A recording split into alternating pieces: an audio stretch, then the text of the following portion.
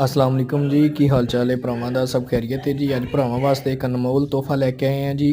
दूसरे बारे झोटी है जी, बहुत ही खूबसूरत माशाल्लाह। ते जनाबा भरावां दी खिदमत दे विच हाज़र है। इनू पसंद करो, लाइक करो, शेयर करो। अगर किसी भरा ने खरीद करनी होवे ते साडे नाल जनाब रब्ता कर सकदा है।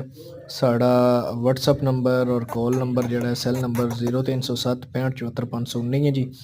ते इस तरह भरावां दी खिदमत च हाज़र होंदे रहांगे ते बड़े बड़े प्यारे जानवर जिहड़े ने जनाब भरावां दी खिदमत च पेश करदे रहांगे जी।